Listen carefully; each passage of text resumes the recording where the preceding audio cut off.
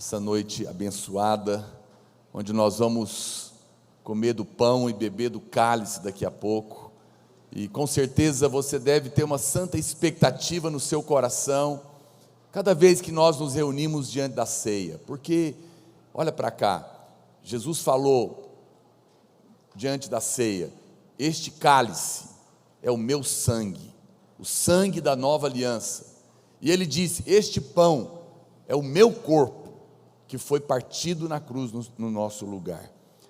Preste atenção, ele não disse este sangue, este cálice é um símbolo do meu sangue, ele não disse esse pão é um símbolo do meu corpo, não, ele disse que é.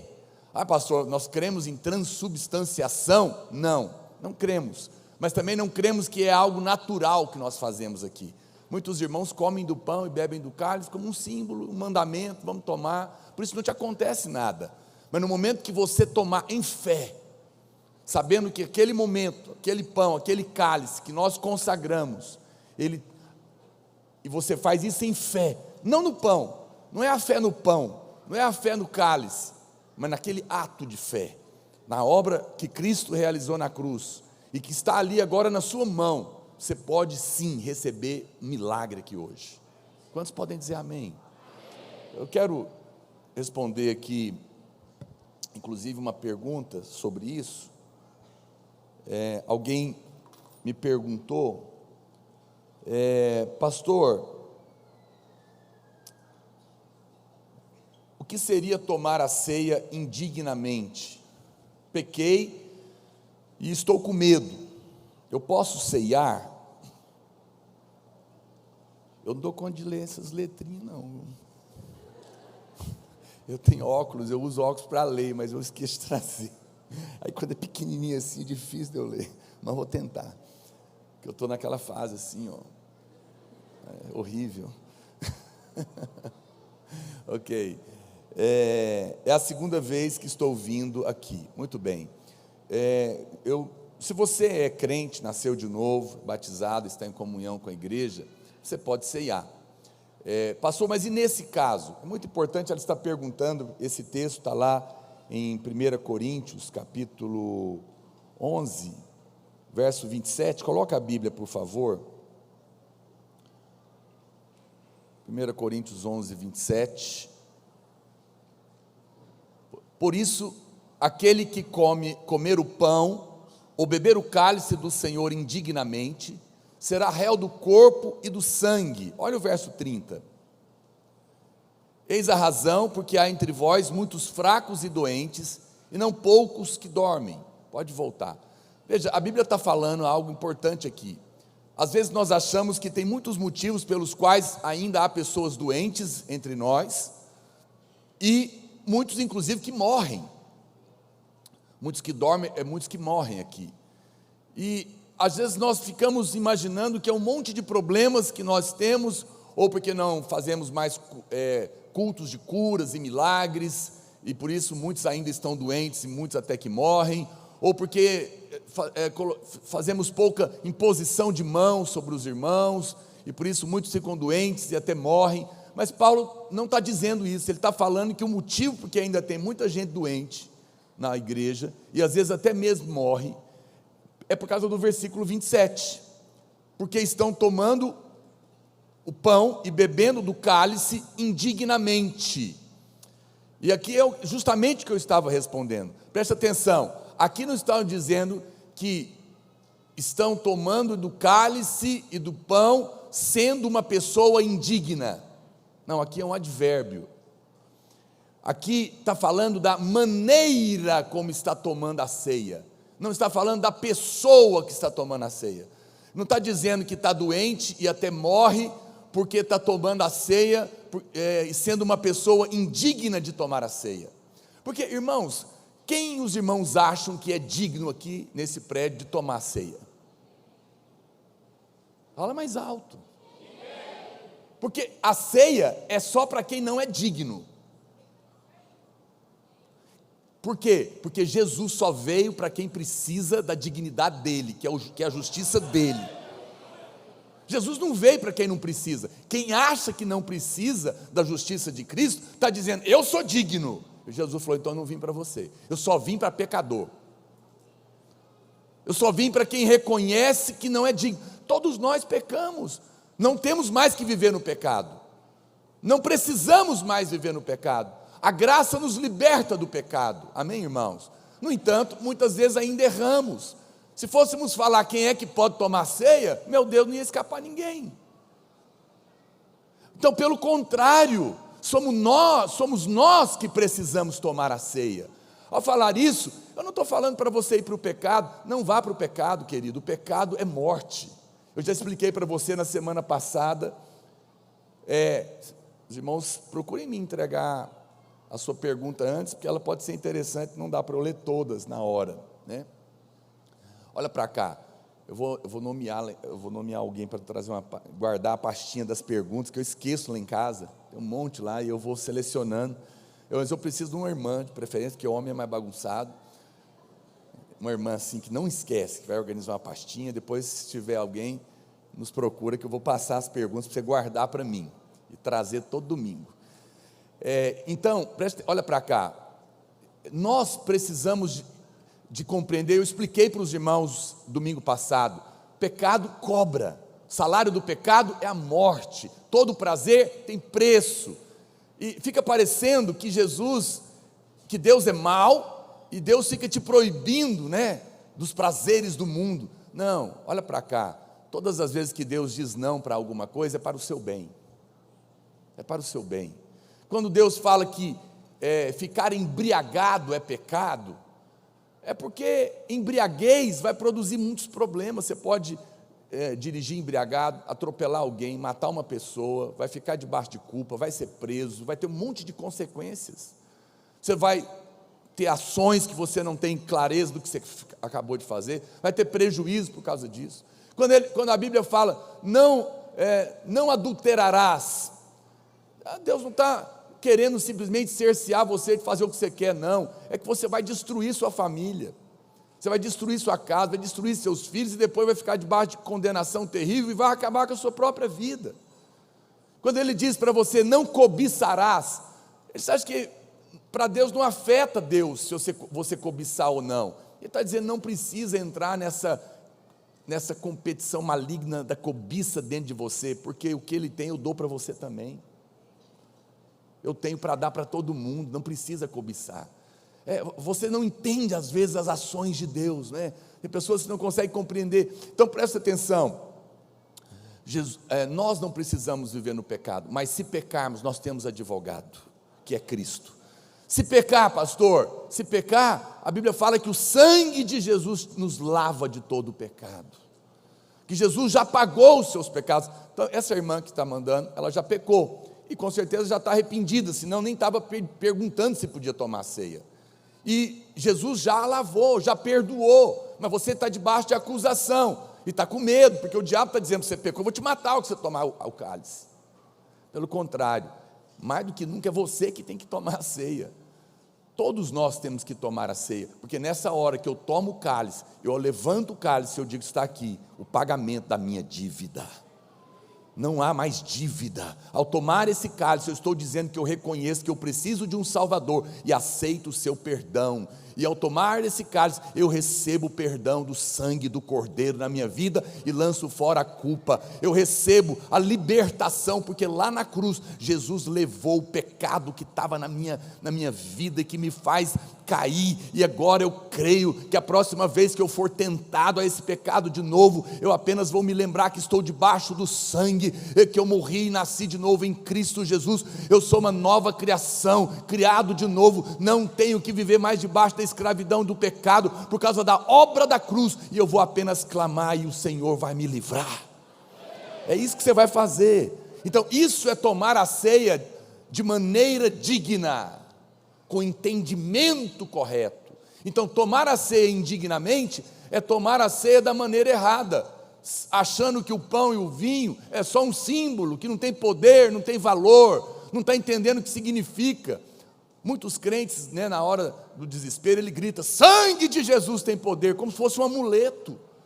Não é isso que tem efeito na sua vida. O que tem efeito na sua vida é quando você grita o sangue, sabendo o que você está falando, porque a morte está chegando, e você está vendo, aí você deveria gritar: estou coberto com o sangue de Jesus, porque a Bíblia diz, e eu vou pregar sobre isso hoje, olha para cá, que quando a última praga do Egito, que era a morte dos primogênitos, o espírito da morte ia passar nas casas, e o Senhor falou: mata o cordeiro, falou para os judeus, e passa na porta da sua casa, para o lado de fora, porque quando o espírito da morte vira o sangue, ele vai saber que ele não pode entrar nessa casa, porque o cordeiro morreu.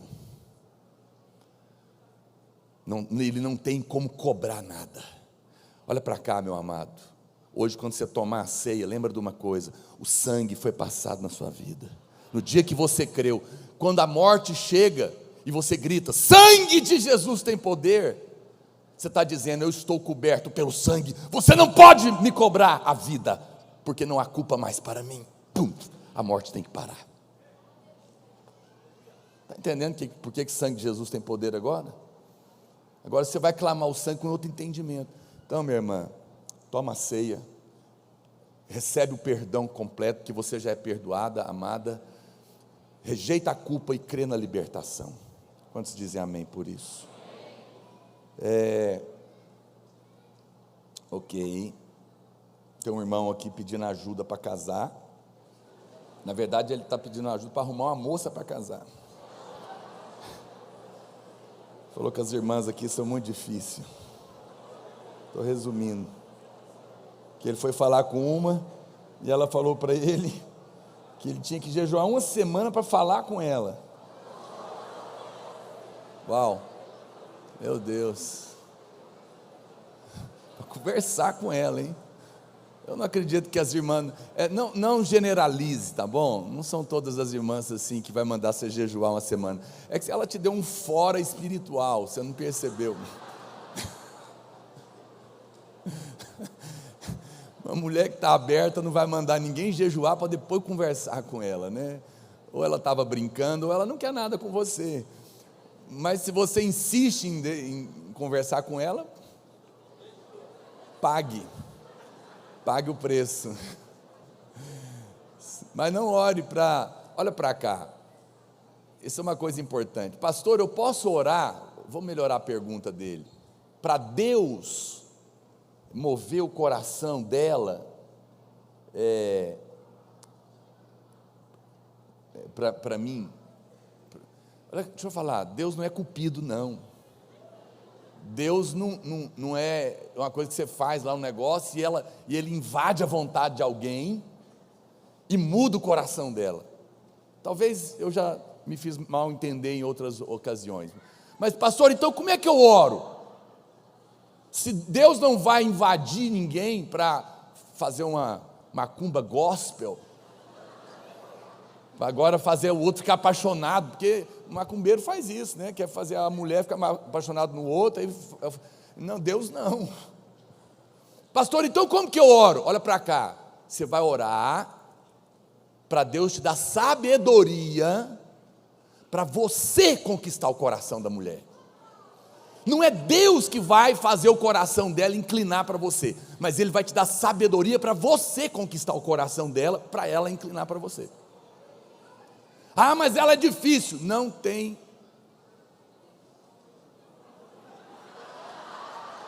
Mulher que não possa ser conquistada, se Deus de fato tem ela para você, e vai te dar sabedoria para isso.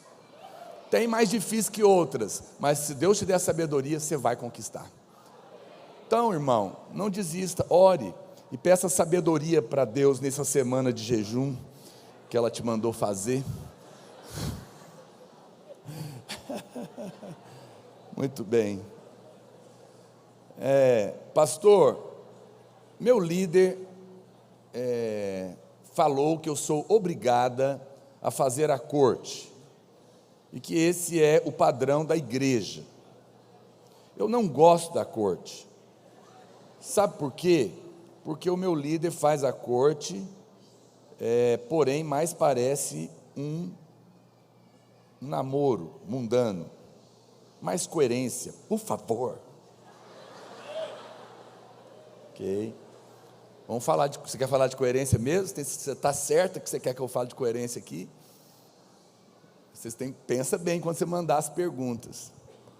Mas vamos falar. Bom, em primeiro lugar, quer dizer que eu não acredito que o líder falou para você que é obrigado a fazer corte, porque não está escrito isso em lugar nenhum. Eu nunca disse que ninguém é obrigado a fazer a corte. Pastor, mas se não fizer a corte, não pode ser líder. Bom, você pode escolher o que você quer, a maneira como você quer relacionar, e nós, como líderes, podemos estabelecer padrões de liderança para quem quer aceitar. São duas coisas diferentes. No entanto, nunca obriguei ninguém a fazer nada, até porque eu já estou casado e para mim não faz diferença nenhuma se você vai fazer a corte ou não. Nós ensinamos a corte para o seu bem, ok? Para o seu bem. A corte é uma lei? Não, é a graça de Deus para quem quer se relacionar e sabe que na sua carne não habita nada que presta, e que mais cedo ou mais tarde os desejos vão ser despertados antes da hora e vão te levar, mais cedo ou mais tarde, vai acabar indo para o pecado e vai estragar aquilo que poderia ser tão maravilhoso. É simples assim. Agora, no entanto, você é livre, nem Deus vai te amarrar, imagina. Bom, se o líder falou isso, estou dizendo, não é obrigado, ok? Agora, vamos falar de coerência. Venha, por favor, você sabe qual que é a pior incoerência? É a hipocrisia. É querer ser o que não é, não é?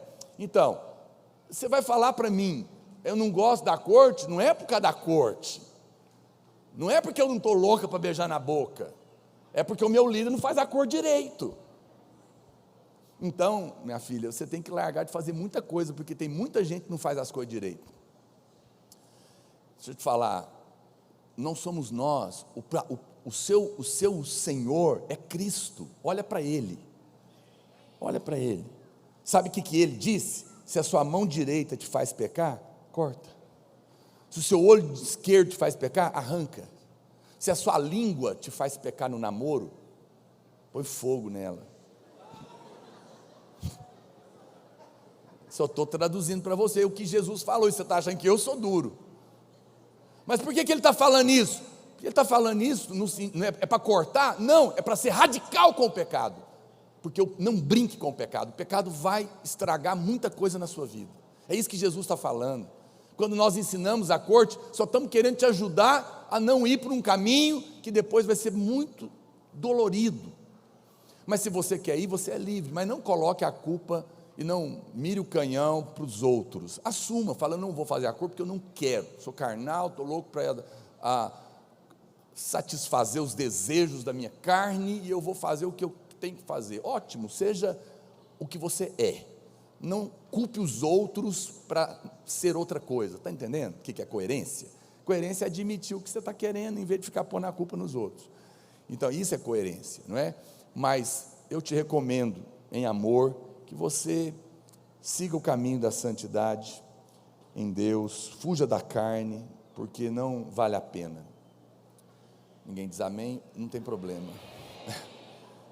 Eu tenho um irmão precisando de uma casa para abrir uma célula no Jardim Maria Inês. Se você quer abrir uma célula na sua casa, no Jardim Inês, deve ser célula de jovens, você pode procurar aqui, ok? Deixa eu ver aqui.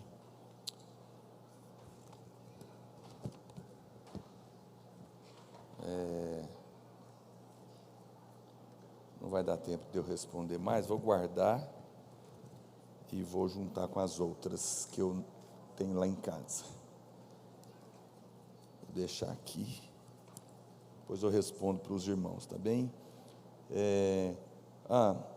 Alguém está perguntando se vai ter radicais livres esse ano. Sim, vai ter, já está todo organizado praticamente, em breve a gente vai anunciar para os irmãos, e os organizadores estão prometendo fazer o melhor de todos os tempos, né? Glória a Deus, na mesma data, amém. Eu quero compartilhar a palavra de Deus com você. Faça silêncio agora, por favor. Glória a Deus, aleluia. 1 Coríntios capítulo 5, versículo 7. Olha o que a palavra de Deus diz: lançai fora o velho fermento, para que sejais nova massa, como sois de fato sem fermento. Pois também Cristo, o nosso Cordeiro Pascal, foi imolado. Eu quero falar hoje sobre ver o Senhor na Páscoa. Páscoa não tem nada a ver com essas comemorações com ovo de chocolate ou coisa parecida, não é? Mas ela foi algo que aconteceu na história de Israel e que marcou algo poderoso na nossa vida cristã e que aponta para Cristo. A Páscoa é um evento que aponta para Cristo, é um tipo de Cristo. E o Novo Testamento declara expressamente que Jesus é o nosso Cordeiro Pascal. Nós vamos ver isso hoje, e você vai perceber que cada pormenor do capítulo 12 do livro de Êxodo, que é o capítulo que relata o que aconteceu na Páscoa, ele é um retrato perfeito da redenção que nós temos em Cristo Jesus.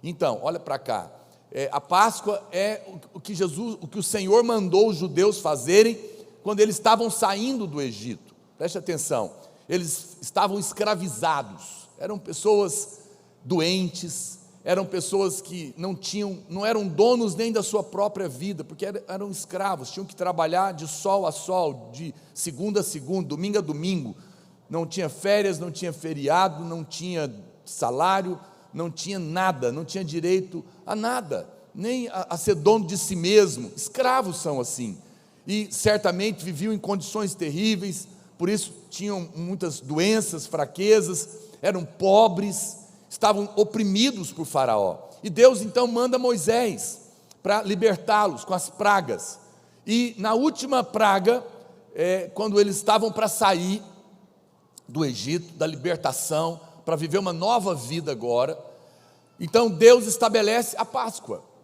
e Ele fala: vocês vão pegar um cordeiro, e vão matar esse cordeiro, porque o cordeiro apontava já para Cristo, e vocês vão comer esse cordeiro dentro de casa, assado. Você vai ver que ele deu várias instruções, e vocês vão pegar o sangue desse cordeiro, e vão passar pelo lado de fora da porta, e quando o anjo da morte, da última praga vier, e ele vira o sangue na porta pelo lado de fora, ele não vai entrar na casa de vocês, somente na casa daqueles que não estão cobertos pelo sangue, e depois vocês poderão sair.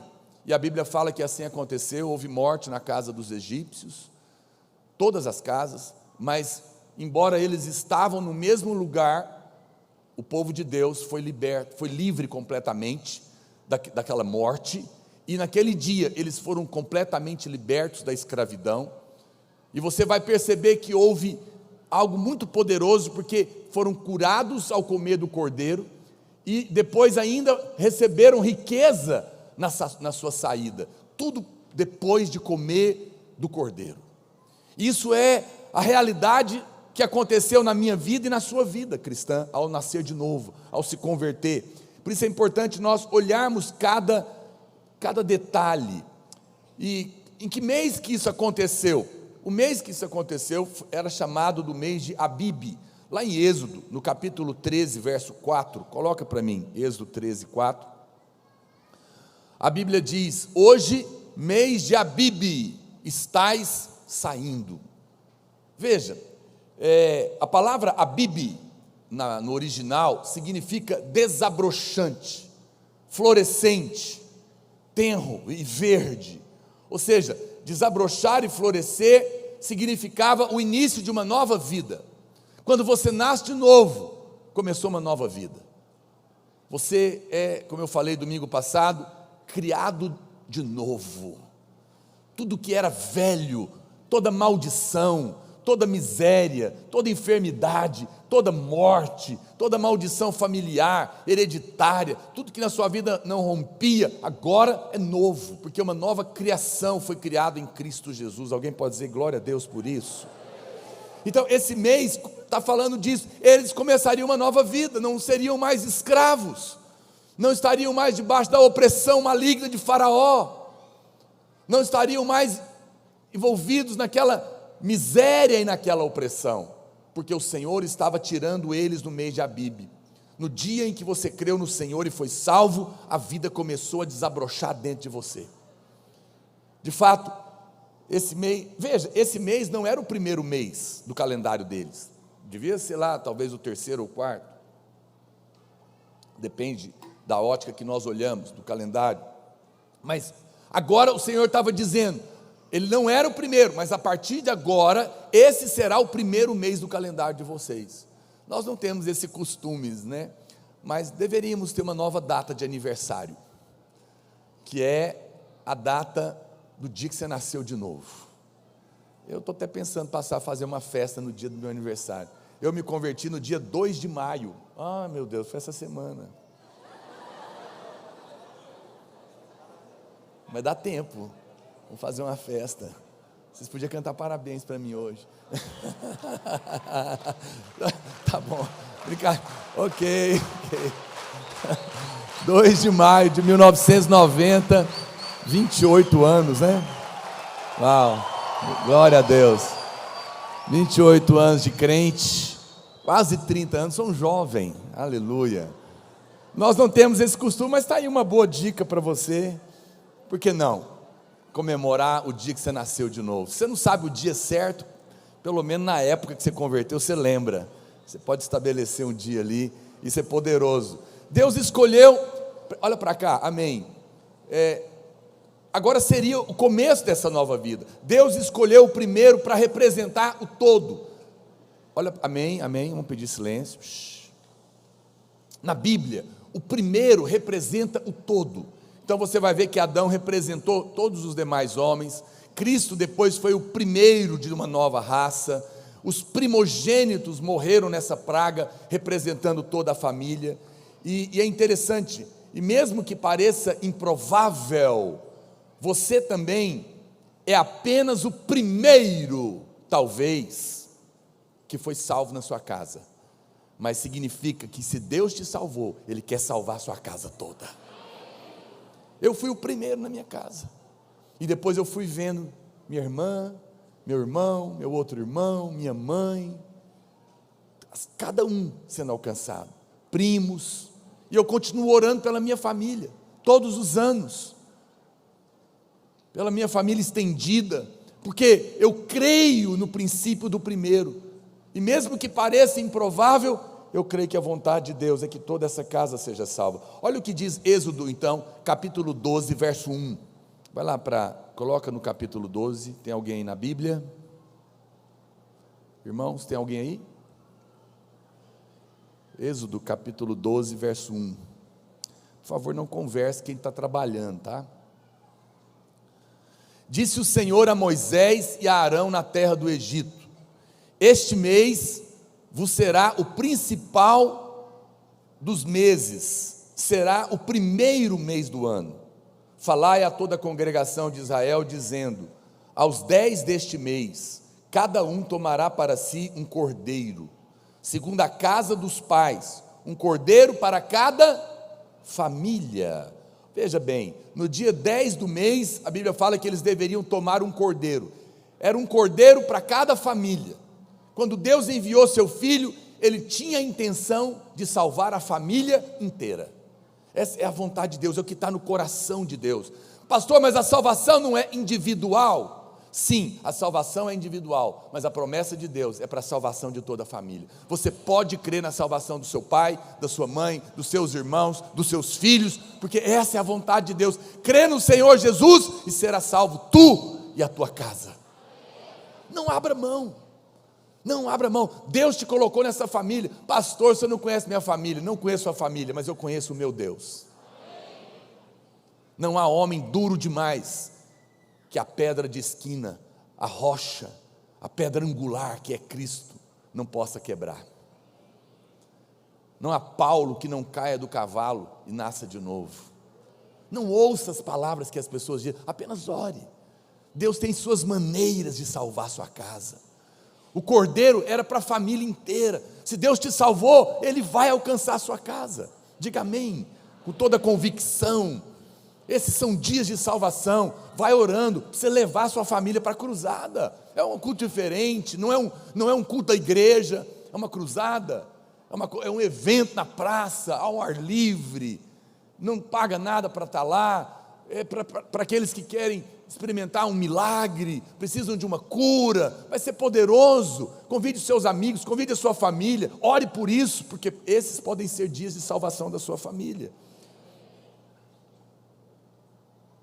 Olha o que a palavra do Senhor diz, no verso 4. Mas se a família for pequena para um cordeiro, então convidará ele o seu vizinho mais próximo, conforme o número das almas, conforme o que cada um puder comer, pois aí calculareis quantos bastem para o cordeiro. Aqui tem uma coisa muito preciosa. Olha o que a Bíblia está falando. A Bíblia está dizendo que se tiver pouca gente na casa para comer o cordeiro, chama os vizinhos. Ela nunca diz se o cordeiro for pequeno para a família. Não tem essa opção aqui, pastor, porque pode ser que tenha uma família com 12 filhos. A Bíblia teria que dar a opção e dizer: olha, se a família for muito grande, pegue 2 cordeiros. Mas ela não dá essa opção, ela só dá uma. Ela diz: se a família for pequena demais para o cordeiro, chama mais gente, porque o cordeiro sempre será suficiente. Sempre será suficiente para salvar quantos forem. E vai sobrar para os vizinhos, vai sobrar para os seus amigos de escola, vai sobrar para os seus amigos de trabalho. E nesses dias o cordeiro está diante de nós, e nós veremos salvação nessa cruzada, porque nós vamos comer do cordeiro. Mas o que nós temos para nós e para aqueles que o Senhor tem colocado do nosso lado. Nós temos algo para falar para essa cidade, nós temos um cordeiro para oferecer para aqueles que ainda estão escravizados no Egito. Nós podemos dizer para ele: esse é o dia da sua libertação, chega de sofrer debaixo da mão de Faraó, vem para cá, porque o cordeiro é suficiente para você também, para te libertar do pecado, para te tirar dos vícios, para quebrar as cadeias da sua vida, para te tirar da depressão, para mudar a sua história. Venha, porque eu estou comendo do cordeiro com a minha casa, mas ele é suficiente para mim e para você também, meu amigo. Oh, aleluia! Meu Deus, eu creio nisso, meu irmão. O Senhor tem o cordeiro para você, para a sua casa e para os seus amigos, para os seus vizinhos. Isso não é poderoso? Isso é maravilhoso. É tão ruim, não é? Quando a gente faz churrasco, aquelas carnes maravilhosas e sobra. Podia ter mais gente para comer, mas não vai sobrar. Sempre vai sobrar do cordeiro, porque ele é suficiente e sempre vai dar para mais gente chegar. Vamos convidar esses dias para que na última final de semana desse mês o cordeiro seja colocado ali naquele lugar, e milhares de pessoas que estão sendo atacadas pelo espírito da morte possam ter a oportunidade de também passar o sangue pelo lado de fora da sua vida. Quantos dizem amém? Amém mesmo, meu irmão. Olha, essa é a coisa mais importante na nossa vida, aqueles que nós vamos apresentar diante de Deus. Ele é suficientemente grande para suprir com salvação toda a sua casa, todos aqueles que estão perto de você. Nós precisamos repartir o que nós temos recebido. Mas a Bíblia diz em Êxodo 12, 5, verso 5, sobe, é aí mesmo, pode só subir, irmão. Verso 5: o cordeiro será sem defeito, macho de 1 ano. Podereis tomar um cordeiro ou um cabrito. Por que o cordeiro deveria ser sem defeito, pastor? Simplesmente porque ele iria representar o Senhor Jesus, o verdadeiro Cordeiro de Deus, que não possui defeitos. Vamos ver o que a palavra do Senhor diz, se Jesus é de fato isso. João capítulo 1, verso 29. João 1, 29. No dia seguinte, viu João a Jesus que vinha para ele e disse: eis o Cordeiro de Deus, que tira o pecado do mundo. Aleluia. Olha o que diz 1 Pedro capítulo 1, verso 18. 1 Pedro 1, 18. sabendo que não foi mediante coisas corruptíveis, como prata ou ouro, que fostes resgatado do vosso fútil procedimento, que vossos pais vos legaram, mas pelo precioso sangue, como de cordeiro sem defeito e sem mácula, o sangue de Cristo. Aleluia. A palavra de Deus nos mostra claramente que o cordeiro era um símbolo do Senhor Jesus. Ele é o cordeiro de Deus que tira o pecado do mundo. Se você creu no cordeiro, isso significa que os seus pecados foram retirados. Quantos aqui creram no cordeiro de Deus? Você está perdoado, seus pecados foram removidos. É o que a palavra de Deus está dizendo. Seja simples com ela, porque é isso que está escrito. A Bíblia diz no verso 6: o cordeiro será sem defeito, macho de 1 ano. Podereis tomar um cordeiro ou um cabrito. O cordeiro era tomado no 10º dia. Nós vimos que era no 10º dia. Mas interessante que a Bíblia diz que ele só era sacrificado no 14º dia. Eles separavam o cordeirinho de 1 ano, e no 10º dia, mas somente no 14º ele seria sacrificado. O cordeiro é um animal muito bonito, muito amável, muito dócil, e imagina você a cena, não é? Então ele levava para a casa dele aquele cordeiro de 1 ano, novinho, sem defeito nenhum, e ficava lá com as crianças, brincando, né? A mulher, os filhos, todo mundo ficava cuidando dele. E você sabe o que acontece quando você tem um cordeirinho novinho em casa? Hoje nós não temos esse costume de criar, mas criamos, por exemplo, cachorrinhos, né? Quando você tem um cachorrinho em casa novinho, e todo mundo se apega a ele. Mas naquela ocasião eles criavam os cordeiros. E o que você acha que acontecia com aquele cordeiro que estava ali naquela casa? As crianças se apegavam. E por que a Bíblia fala que ele tinha que ficar ali 4 ou 5 dias antes de ser sacrificado? Porque Deus queria ensinar algo. Porque quando chegava o 14º dia, o pai da casa dizia: o cordeiro vai morrer hoje. O que você acha que acontecia? Um berreiro, a choradeira, as crianças ficavam em desespero, a mãe, mas ele tinha agora a oportunidade de contar para eles o que Deus queria ensinar. Nós vamos matar esse cordeiro no seu lugar, para que nós não tenhamos que morrer. O nosso Deus nos ama tanto, que Ele proveu algo para não nos matar. E isso é o amor do nosso Deus. Ele então contava para suas crianças, para os seus filhos, para a sua mulher, a verdadeira história do amor de Deus. Eles sentiam e eles podiam perceber o que estava acontecendo naquela situação. Deus criou uma circunstância para ensinarem os filhos que o cordeiro estava morrendo no lugar deles. E esse momento era muito importante, de muito quebrantamento e de muito choro. E só um animal como esse podia gerar uma pálida semelhança com o que aconteceria com o Filho de Deus. Eu creio que isso era exatamente o que Deus queria. Seu alvo era que soubéssemos o quanto o seu Filho Jesus era maravilhoso, e como Ele deixou a sua glória e veio habitar entre nós, cheio de graça e de verdade. Não tinha defeito, era dócil, veio habitar entre nós, não tinha que morrer. Mas olha para cá, meu amado, isso não é uma historinha, isso é uma verdade. Jesus é esse cordeiro que não tinha pecado nenhum nele, não tinha defeito nenhum nele, era puro e veio dócil, e por amor de mim e de você, que estávamos condenados ao inferno por causa do pecado, a Bíblia fala que ele veio para morrer no nosso lugar. Aqui estava acontecendo isso, e essa história era poderosa, e ela era colocada diante deles.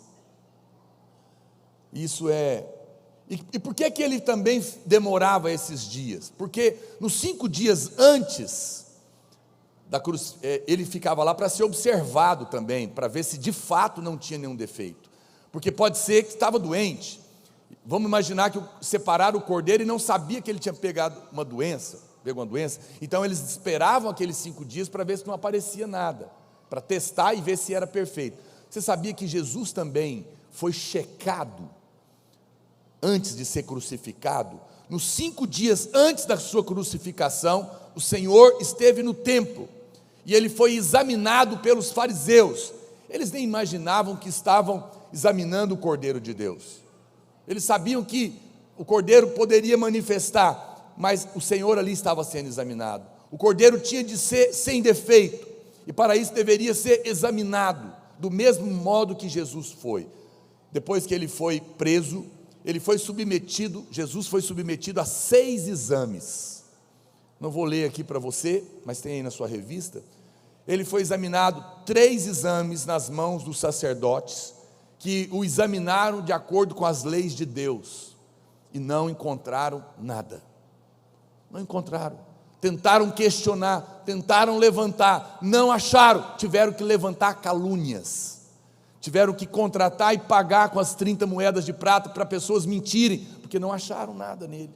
Estão aí os versículos que provam isso. E ele foi provado e testado e checado também 3 vezes pelos governantes romanos, que declararam claramente, debaixo da lei romana, está lá em João 18, não achamos nele nada que justifique matar ele. Declararam, é puro, é perfeito, é santo. Pilatos repetiu 3 vezes que não achava nele falta alguma. Jesus passou por todos os testes e foi achado sem culpa. Ele era o Cordeiro perfeito. Por isso, no dia, eu não sei se você sabe, mas no dia exato da Páscoa, Jesus foi conduzido à morte na cruz como um Cordeiro pascal. Jesus morreu exatamente no mesmo dia da Páscoa. A Bíblia é um livro fantástico. Ele é o cumprimento exato do que aconteceu naquela festa milhares de anos antes. Agora ele vem, é testado, é separado como Cordeiro perfeito, e no dia exato ele é conduzido para ser morto no nosso lugar. Agora seria definitivo. Ele foi conduzido, e a morte de Jesus foi então o exato cumprimento daquilo que era só um exemplo. Você sabe, todos nós, quando somos experimentados, espremidos pelas circunstâncias e pressões, mostramos logo a fraqueza que está dentro de nós. Jesus foi exprimido, mas ele não foi achado em falta, porque ele era esse cumprimento.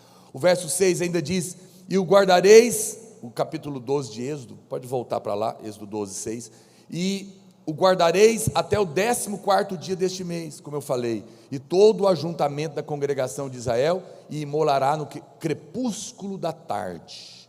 Que hora que era essa, pastor? Crepúsculo da tarde para os judeus era 3 horas da tarde, 3 horas da tarde, e você sabe qual foi o horário exato em que Jesus, pendurado na cruz, disse, está consumado, e rendeu o Espírito? Exatamente no dia da Páscoa, às 3 horas da tarde. Jesus cumpriu cabalmente o que era um exemplo apenas, e que veio para cumprir em nós. Ele entregou o seu Espírito nessa hora. Verso 7, a Bíblia diz, tomarão do sangue, e o porão em ambas as ombreiras, e na verga da porta, nas casas em que o comerem. A Bíblia fala que o sangue era aplicado pelo lado de fora. Isso significa que o sangue de Jesus, preste atenção aqui, não era para nós vermos, não era para eles verem, era para Deus e o diabo ver. O sangue não é para eu ver, não é para você ver. O sangue é para o inimigo ver, e é também para Deus ver. Por isso ele era aplicado, diz a Bíblia, pelo lado de fora. Deus, quando vê o sangue, ele fica satisfeito, porque ele sabe que os nossos pecados estão perdoados. A Bíblia fala que Jesus levou sobre si toda a ira de Deus. Deus não pode suportar o pecado, porque Deus é santo. Quando Deus olha para você, se tivesse pecado na sua vida, você morreria na hora. Mas porque o sangue está sobre a sua vida, quando Deus olha pelo lado de fora, Ele fala, eu posso me aproximar, porque não tem pecado. Diga aleluia. Vê, você pode se aproximar, porque os seus pecados passados, presentes e futuros estão pagos. O sangue é permanente na sua vida. Tem irmão que acha que o sangue sai, não sai não. Pastor, mas eu pequei de novo, está perdoado. Eu volto a dizer, não estou mandando ninguém pecar, eu só estou dizendo que não há pecado suficiente que gaste o sangue. Ele foi passado de uma vez por todas no dia que você creu. E quando Deus olha, Ele não vai derramar ira sobre você, porque não há pecado, Ele está satisfeito. E o diabo? O diabo não tem o que cobrar. Ele quer cobrar, e ele cobra às vezes e você aceita, porque você esquece que não há mais dívida para você. Mas quando você tiver pensamentos de acusação, mostra o sangue para o diabo.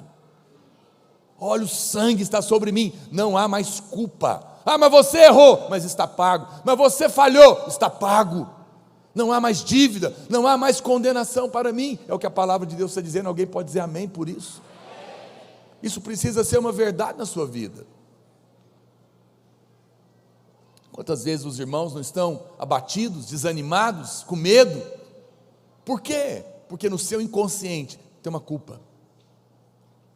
Eu sei que muitas pessoas hoje em dia estão envolvidas, nessa quase religião da alimentação saudável.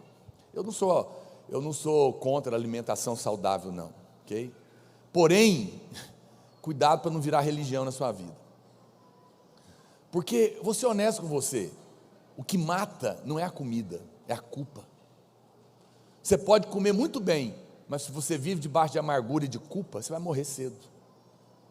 Não vai adiantar nada.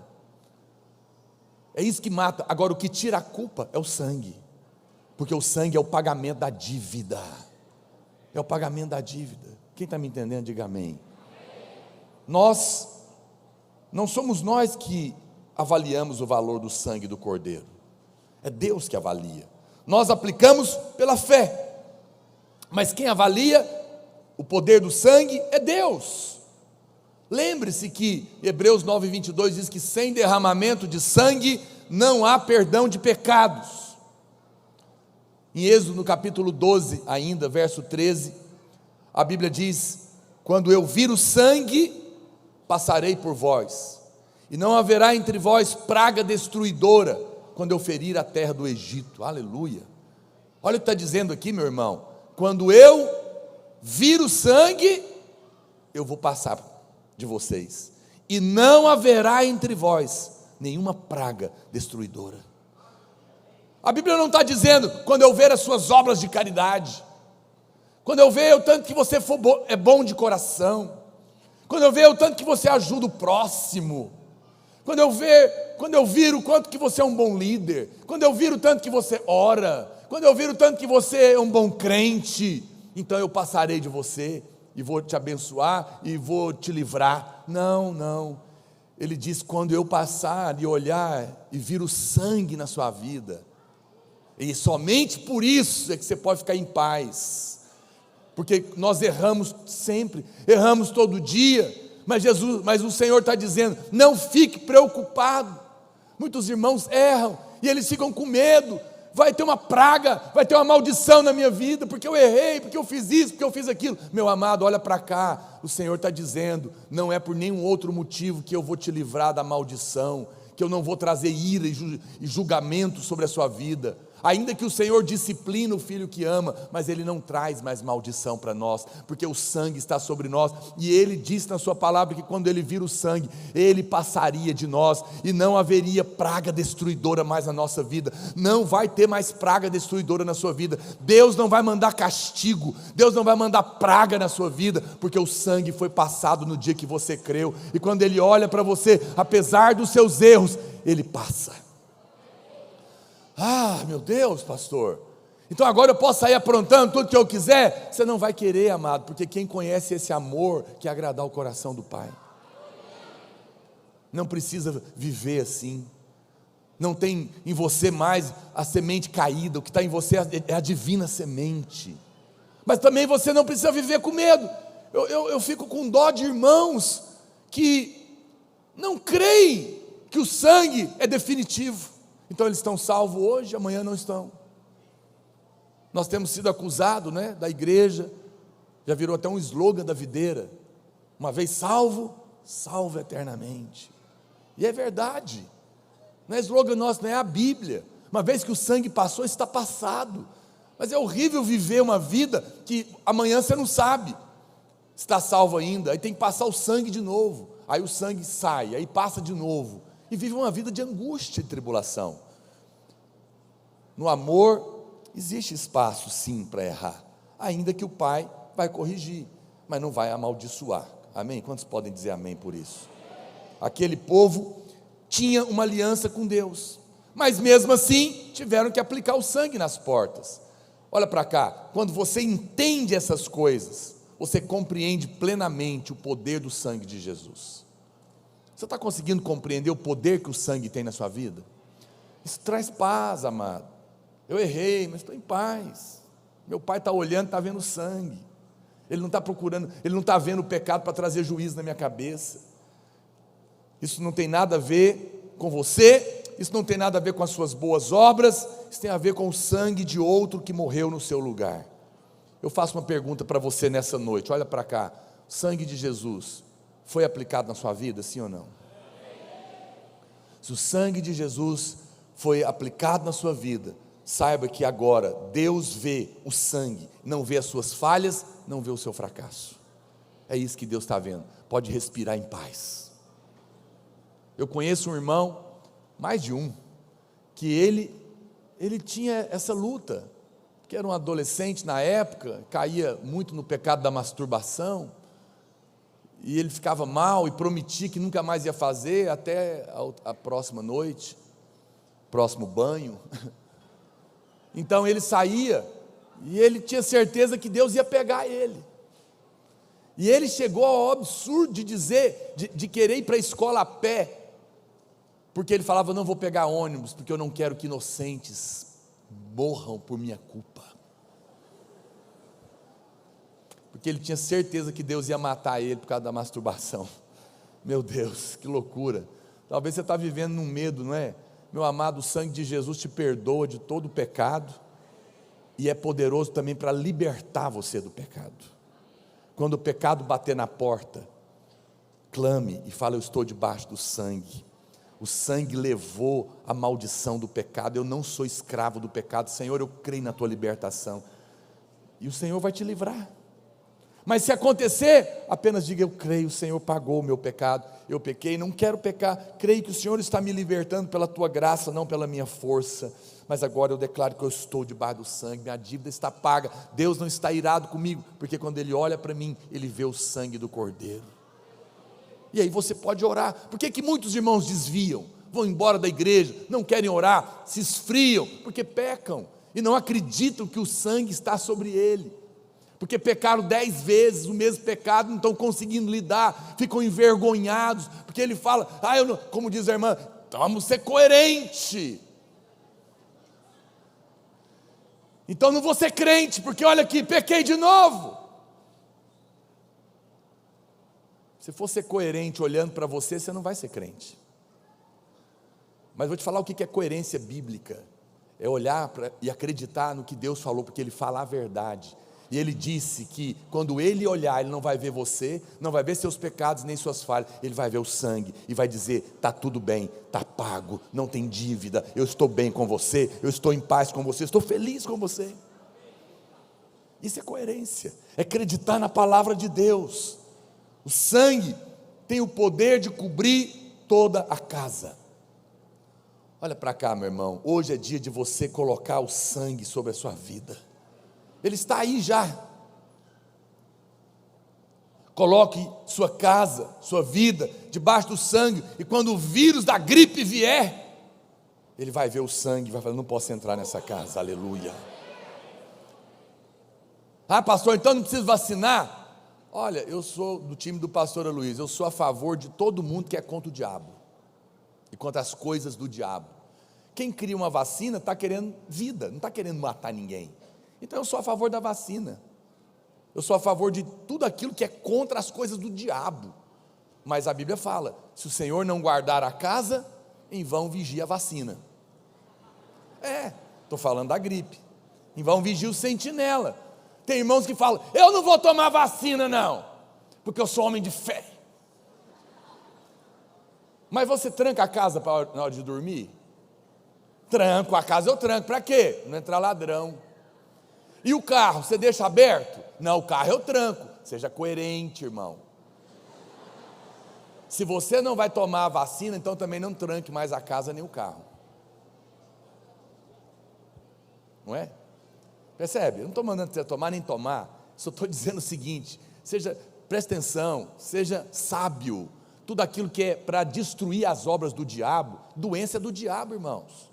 O pastor estava comentando aqui que na época dele, muitas crianças que pegavam a paralisia infantil, lembram disso? Naquela época tinha muitas crianças com paralisia infantil. A minha tia tem paralisia infantil, ela sofreu de paralisia infantil, na verdade. Então, muitas morriam e as que salvavam ficavam defeituosas. Hoje no Brasil não tem nenhuma mais, sabe por quê? Porque um homem, que por sinal era crente, inventou a vacina. E ele dizimou aquela praga maligna. Nós temos que abençoar esse homem todo dia. Amém, irmãos? Então, não fique preocupado porque você toma um remédio. O remédio é de Deus também, porque ele é contra a obra do diabo. Ele não é contra a sua fé. Você vai tomar o remédio, mas você vai orar também. Você vai atacar as obras do inferno com tudo que você tem. E fique em paz, sem acusação. Mas eu não quero, então fique em paz também. Sem condenação, amém? Quantos dizem amém por isso? O verso 22 do capítulo 12 diz que o sangue era aplicado com isopo.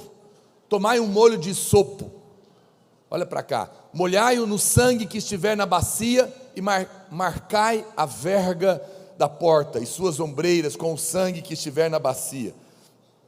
Nenhum de vós saia da porta da sua casa até pela manhã. O que isso significa? Lá em 1 Reis, no capítulo 4, verso 33, 1 Reis 4, 33, a Bíblia diz que Salomão discorreu sobre todas as plantas, desde o cedro que está no Líbano até o isopo que brota no muro. Também falou dos animais, das aves, dos répteis e dos peixes. Salomão discorreu sobre todas as plantas, desde o cedro do Líbano, ele foi o homem mais sábio da terra, até o isopo que brota no muro. O cedro, ele representa a maior planta, e o isopo representa a menorzinha. Por isso que a Bíblia está falando do cedro ao isopo, uma plantinha que dá no muro. E o que a Bíblia diz? Olha para mim, vocês vão passar o sangue com o quê? Com a menor planta, com o isopo.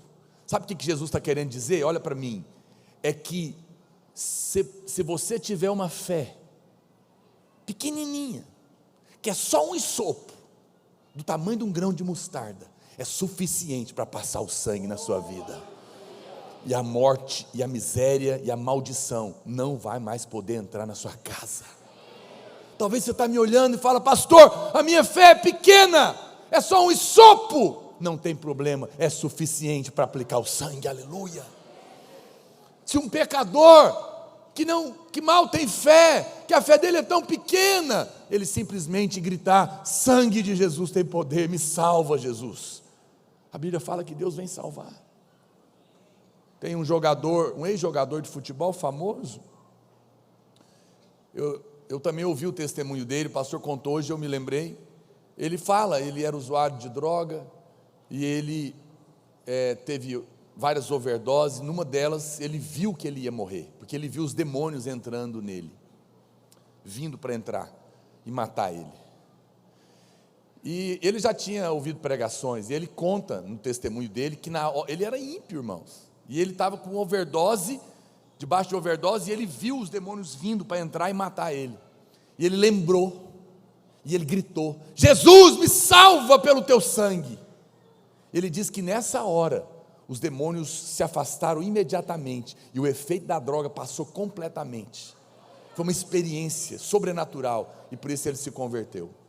Impressionante o que aconteceu, e é verdade.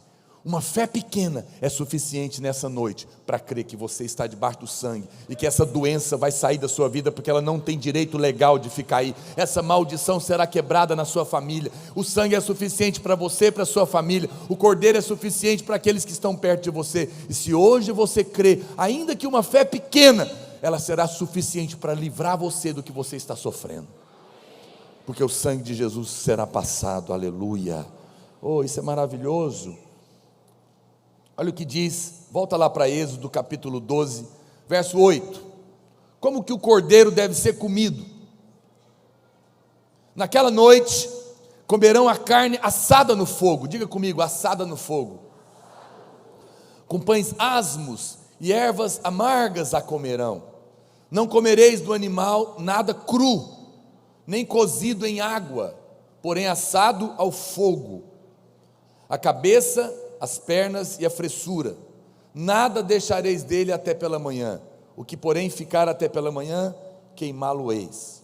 Veja, a Bíblia diz que o cordeiro não podia ser comido cru, nem cozido em água, mas assado no fogo. O que isso significa? Quando Cristo foi levantado na cruz, Ele levou sobre si como cordeiro de Deus todo o nosso pecado, diz a Bíblia, e toda a nossa transgressão.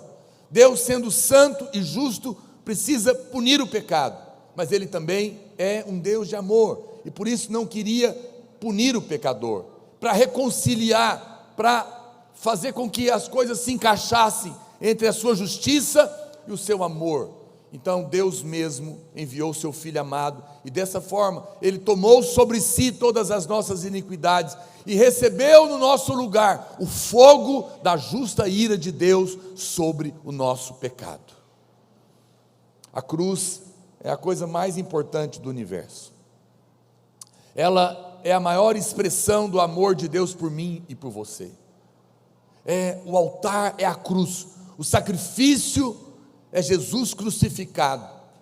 Mas não é o fato de você frequentar uma célula, não é o fato de você frequentar um culto ou uma igreja que te garante a salvação, mas é o fato de você comer o cordeiro assado pela ira de Deus na cruz que te garante a salvação.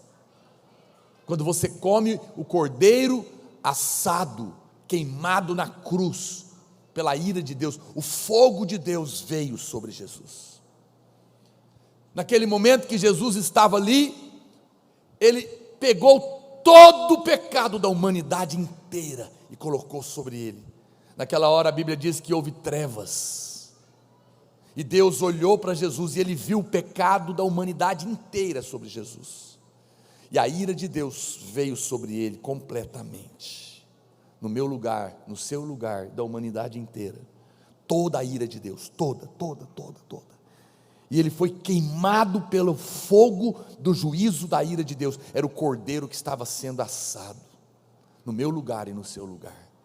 E quando tudo terminou, às 3 horas da tarde, Ele ainda vivo, porque agora o cordeiro tinha sofrido o juízo, Ele gritou: está feito, está pago, está consumado. Toda a ira foi derramada sobre mim, nenhuma mais virá para aqueles que creem. É dessa maneira que a Bíblia coloca.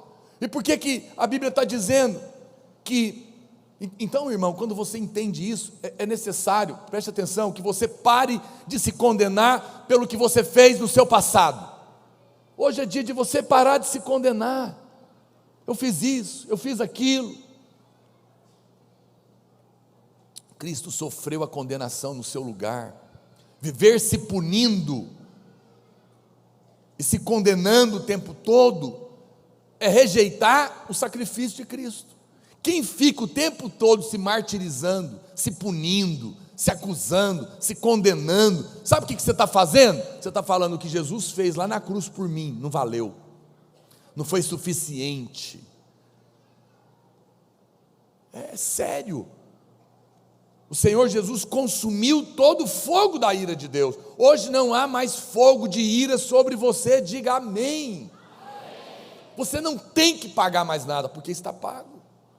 Tem pessoas que se sabotam, porque tem culpa, e ficam vivendo debaixo dessa condenação. Minha vida não vai dar certo mesmo não, também tudo que eu já aprontei, minha vida não vai para frente, como é que eu posso casar, também as coisas que eu já falei, isso é o que eu já fiz com os outros, e fica se condenando, o tempo todo, porque não entenderam, que o Senhor já pagou. Pare de tentar pagar pelo seu pecado, com toda sorte de autoflagelação, Cristo já pagou todo o seu pecado lá na cruz.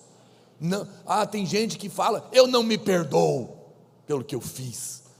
Olha para mim, não se perdoar é um tipo detestável de orgulho, de alguém que pensa que pode pagar o que de fato só pode ser pago pelo Filho de Deus na cruz.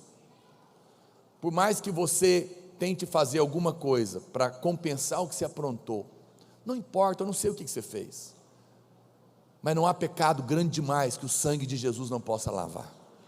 Não há pecado grande demais que Ele não possa perdoar. Mas eu te digo mais, não há obra suficiente que você faça que seja suficiente para pagar o que você fez. Vou repetir, não há pecado terrível demais que o sangue de Jesus não possa pagar por você. Mas não há nada que seja suficiente que você tente fazer para pagar, que vai dar conta de pagar.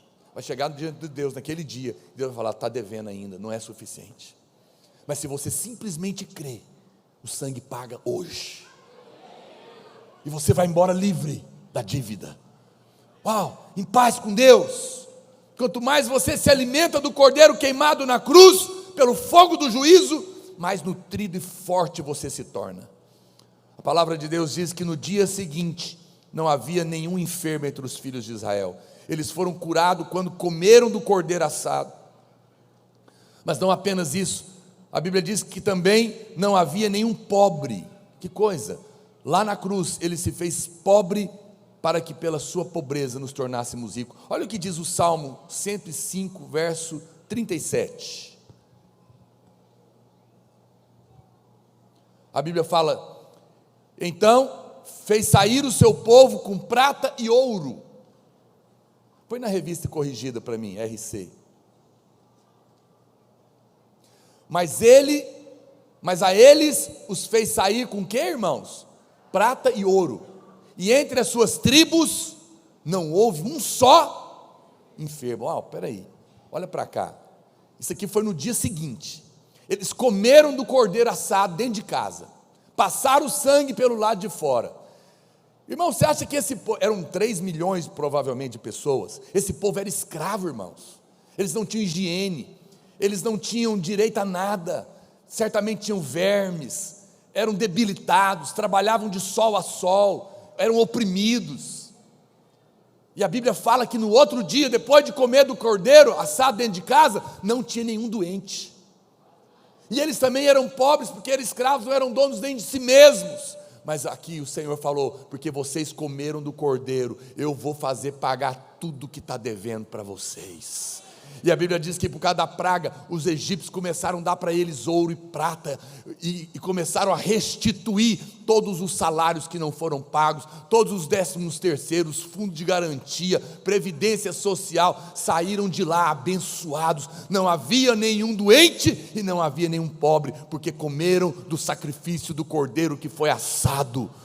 Meu irmão, hoje é dia de tomar a ceia, e quando você tomar a ceia, você vai lembrar que o Senhor Jesus é o Cordeiro de Deus que tirou o seu pecado, e que foi assado pelo juízo de Deus. Não há mais juízo de Deus, mas não somente isso, quando não tem juízo, e quando não tem pecado, a maldição da morte é tirada, a maldição da enfermidade é tirada, a maldição da miséria é tirada, e você pode crer que agora a saúde, a vida, a bênção e a prosperidade virão, porque você comeu desse cordeiro que foi assado na cruz. Você vai ganhar fé para isso. Isso é maravilhoso.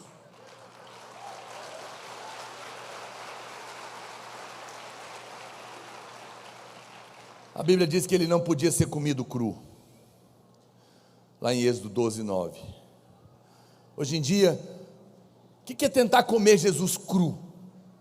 É tentar dizer que Jesus é apenas um bom exemplo, que os seus ensinamentos são bons, mas que Ele não é Deus. Olha para mim, talvez você está nos visitando, talvez você ainda não entregou a sua vida para Jesus. Não olhe para Jesus achando que Ele é apenas um bom exemplo. Isso é tentar comer Ele cru.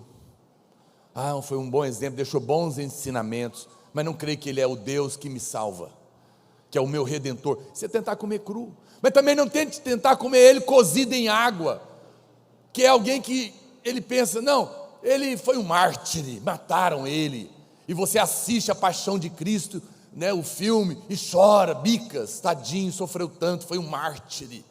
Não, Jesus não foi um mártir, nem foi um bom exemplo. Ele é Deus que se fez homem e se tornou o Cordeiro de Deus para pagar o seu pecado. Tentar aceitar Jesus de outra maneira, como um bom exemplo, como um mártir, não faz efeito na sua vida. Mas quando você recebe Ele assado, como Deus que se fez homem e que foi moído naquela cruz pelo juízo de Deus no seu lugar, nessa hora você recebe vida. Ele disse que Ele era Deus, e Ele é Deus. É dessa maneira que nós precisamos comer do Senhor. É dessa maneira que nós cremos. Verso 11, Êxodo, coloca lá, volta para Êxodo, capítulo 12, verso 11. A palavra do Senhor diz que dessa maneira o comereis: lombos cingidos, sandálias nos pés e cajado na mão. Comê-lo-eis à pressa, é a Páscoa do Senhor. Quando nós comemos da mesa do Senhor, nós devemos estar pronto para partir. O povo deveria estar pronto. O cordeiro deveria ser comido com pães. A Bíblia diz que eles deveriam comer com lombos cingidos, sandálias nos pés, cajado na mão. Comê-lo-eis à pressa, é a Páscoa do Senhor. Porque quando você come do Senhor, você é salvo, e nesse momento você faz parte desse exército. O cordeiro deveria ser comido com pão sem fermento, porque todo fermento deveria ser removido. Lá no verso 8 nós já falamos disso. E ao mesmo tempo que nós comemos o cordeiro dessa maneira, nós somos fortalecidos. A Bíblia diz que no verso 11 ainda, eles deveriam comer e deveriam comer às pressas. Olha para cá, o que significa isso? Meus irmãos, cada vez que nós comemos do Senhor, nós devemos estar preparados para partir, porque o seu espírito, ele fica aquecido. Todos aqueles que são cheios de Deus, percebem no seu coração que o tempo da partida é próximo. Quando você come do Senhor, o seu espírito é avivado, você se torna sensível para perceber que esse lugar não é o seu lugar. Não coloque o seu coração nesse mundo. Esse mundo jaz no maligno. Nós não somos do Egito. Aqui é o Egito, nós estamos partindo. Nós estamos indo para Canaã. Canaã não é o céu, é a vida espiritual vencedora. Mas por outro lado, estamos partindo também, porque o Senhor vem. E a maneira de partir é comendo o cordeiro. É poder chegar diante de Deus, seja pelo arrebatamento, ou seja, se nós morremos, chegar sabendo que eu comi do cordeiro assado, não tem culpa, não tem acusação, não tem condenação, não tem juízo de Deus, não vou comparecer diante de um juiz, vou voltar para casa nos braços do meu Pai, porque meus pecados estão pagos, e eu estou abençoado, porque comi do cordeiro e passei o sangue pelo lado de fora. Isso te dá paz para você viver. É isso que faz toda a diferença na sua vida.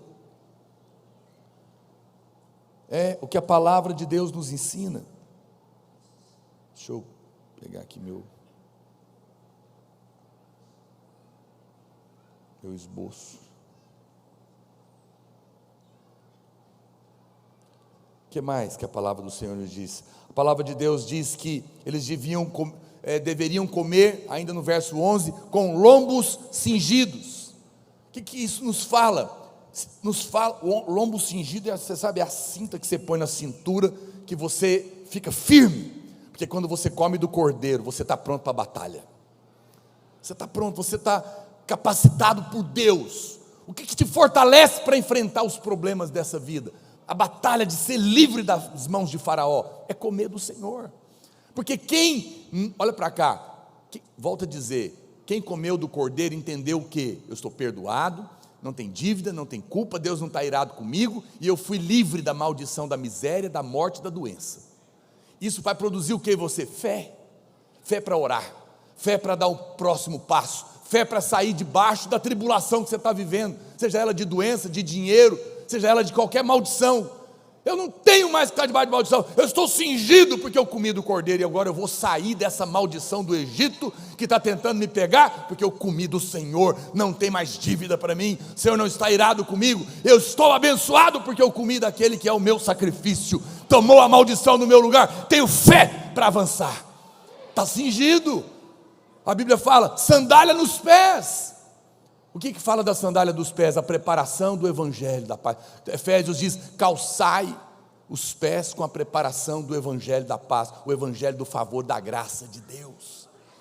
Quem comeu do cordeiro sabe que está debaixo do favor, porque foi perdoado sem merecer, porque foi livre da maldição sem merecer. Eu posso caminhar nessa batalha, porque eu estou firme na minha fé, estou cingido da verdade, da justiça de Cristo, e eu tenho a fé no evangelho que me diz que eu sou amado, que me diz que eu posso caminhar sem merecer, porque Ele já me deu todas as coisas.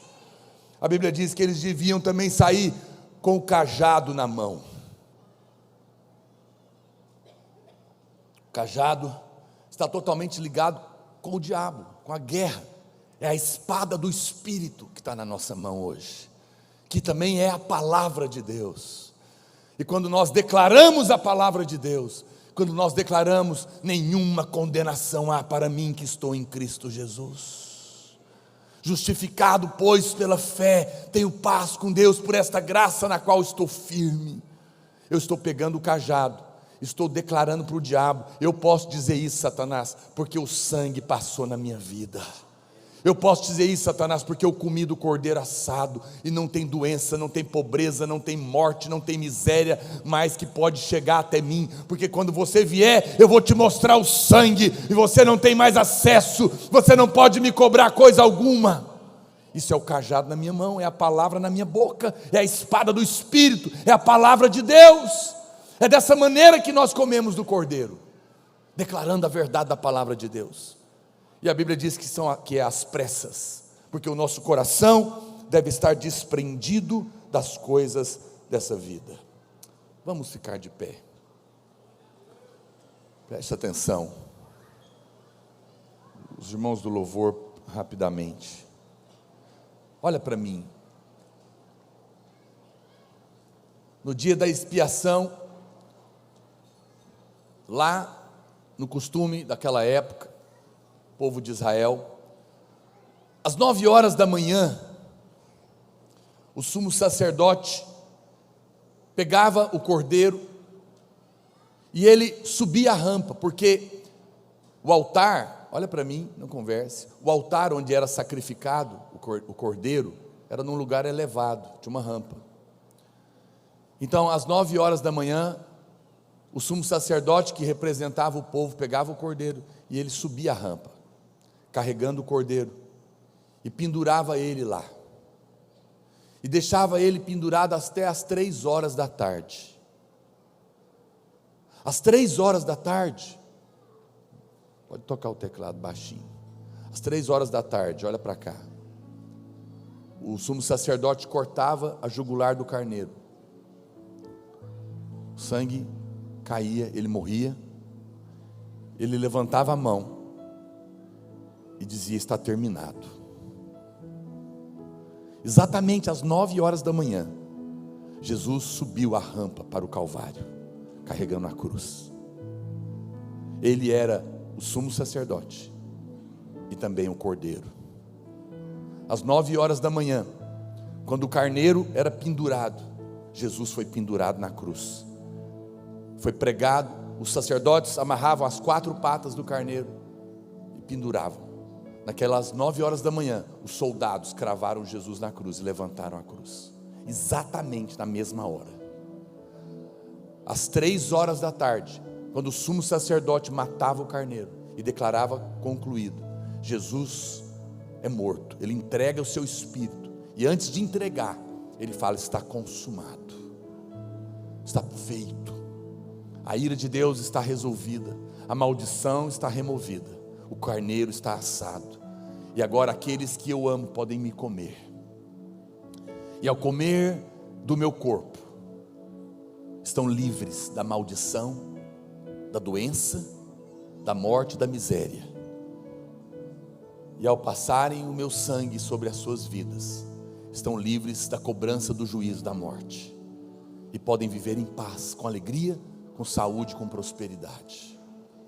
Ele cumpriu a Páscoa perfeita, e hoje, para mim e para você, um pequeno sopro, uma fé pequena, é suficiente para provar de um milagre hoje, nessa noite.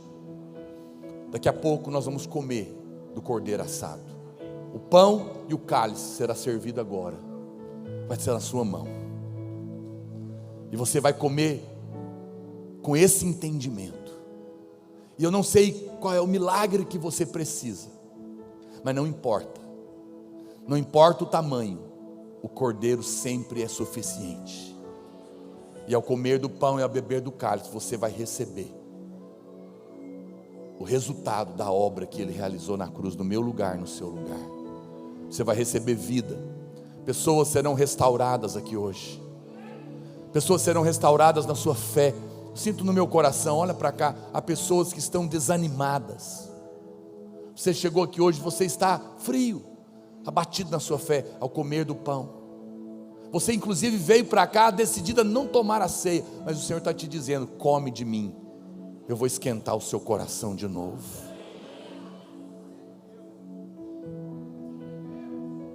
Há pessoas que entraram aqui talvez desesperadas, debaixo de angústia. O Senhor está te dizendo: come do meu sacrifício, eu já paguei no seu lugar. Você não deve mais, não precisa ficar com medo, não tem mais juízo para você, não tem mais doença para você. Pare de se punir, aceite o meu perdão, aceite o que eu fiz para te abençoar. Ao comer do pão hoje, ao beber do cálice, do cordeiro assado, você vai ter fé para sair da situação que você se encontra, porque ao comer do cordeiro, você pode agora sair às pressas do Egito. Você vai ter força para sair da situação que você está, porque o Senhor vai te fortalecer. Você será fortalecido nele e na força do seu poder e da sua obra. Vamos cantar uma canção enquanto os servos vão servir o pão e o vinho. Deus sai, leva-me além, em todas as alturas, onde ouço a tua